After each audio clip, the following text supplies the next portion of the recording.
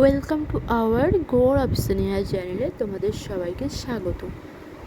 So তোমরা সকলে আশা করি খুবই ভালো আছো।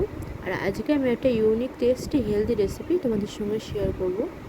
So let's start. প্রথমে আমি আলু আর পটলের খোসা নিয়ে নিয়েছি, তার সাথে পেঁয়াজ, কাঁচা লঙ্কা, রসুন নিয়ে নিয়েছি। এখানে আলু আর পটলের খোসাটা খুব ভালো করে ধুয়ে নিতে হবে। এখানে না আলুর খোসাটা একটু বেশি রাখতে হবে আর পটলের খোসাটা একটু কম রাখতে হবে, নয়তো পটলের খোসা সমান থাকলে খেতে অতটা ভালো লাগবে না।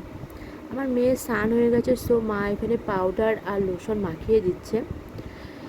এখন কড়াটা গরম করে কড়াইতে আমি তেল দিয়ে দিলাম খানিকটা। তেলটা গরম হয়ে গেলে আমরা এখানে আলু আর পটলের খোসাটা তেলের মধ্যে অ্যাড করে দেবো।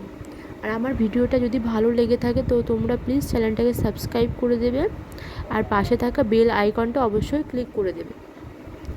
আর এটা আমার সেকেন্ড টাইম ব্লগ করা হচ্ছে, আমি অতটা ভালো ব্লগ করতে পারি না, সো যেমন পাচ্ছি করছি। তোমরা আমার পাশে থাকবে আর আমাকে একটু প্লিজ সাপোর্ট করবে।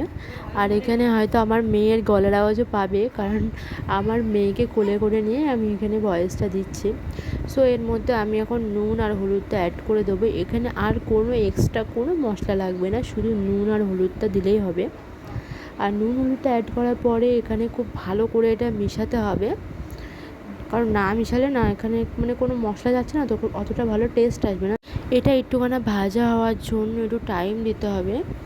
সো এটা আর একটু অর্ধেক ভাজা ভাজা হয়ে গেলে এর মধ্যে আমরা পেঁয়াজ, রসুন আর কাঁচা লঙ্কাটা অ্যাড করে দেবো। এখানে রসুন আর পেঁয়াজটা একটু বেশি নিতে হবে, কারণ রসুন পেঁয়াজ একটু বেশি দিলে একটু ভালোই লাগবে।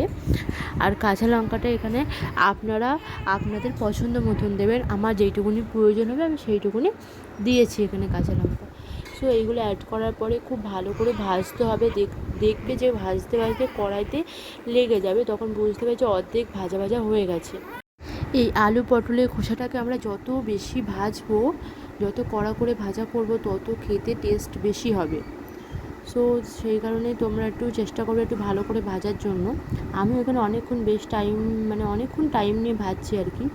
আর এখানে ভাজতে ভাজতে না একটা সুন্দর গোল্ডেন ব্রাউন কালার চলে আসবে, তো তখনই বুঝতে হবে যে 80% ভাজা হয়ে গেছে। সো তারপরে খানিকটা আরেকটুখানি ভাজতে হবে। সো এর মধ্যে আমরা একটুখানি চিনি অ্যাড করবো, তো সেটা কখন অ্যাড করবো অবশ্যই দেখাবো। আর এখানে আমার মেয়ে দুধ খায়, তো সেখানে দুধের বোতল জলে গরম করা হচ্ছে আর কি। সো এটা ভাজা হতে থাক। তো এর মধ্যে ভাজা হতে হতে এর মধ্যে খানিকটা চিনি অ্যাড করে দিলাম, কারণ ব্যালেন্সটাকে ঠিক রাখার জন্য, স্বাদটা যাতে ঠিক থাকে, ব্যালেন্সটা যাতে ঠিক থাকে, তো সেই কারণে। আর আমার এখানে ভাজা হয়ে গেছে, দেখতেই পাচ্ছ যে কত সুন্দর কালার চলে আসছে। ভাজা হয়ে যাওয়ার পরে আমি এখানে একটা বাটিতে নামিয়ে নিচ্ছি।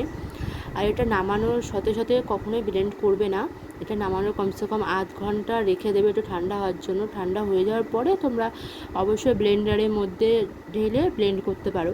আর এখানে তোমরা শিলেও বাটতে পারো অথবা মিক্সিতে পেস্টও করতে পারো। সো এখানে আমি মিক্সিতে পেস্ট করছি। আর মিক্সিতে পেস্ট করার সময় না তোমরা অবশ্যই একটা জিনিস খেয়াল রাখবে, যে একবার যখন মিক্সি ঘোরানো হয়ে যাবে, তখন চামচ দিয়ে ঢাকনাটা খুলে চামচ দিয়ে ভালো করে নেড়ে দেবে, নয়তো ভেতরে যে দানা দানাগুলো থেকে যাবে ওইগুলো পেস্ট হবে না, খেতে ভালো লাগবে না। সো আমি এখানে 3-4বার মিক্সিতে পেস্ট করেছি। সো আমাদের রেডি আলু পটলের খোসার ভর্তা। তো ভিডিওটা কেমন লাগলো অবশ্যই কমেন্টে বলবে।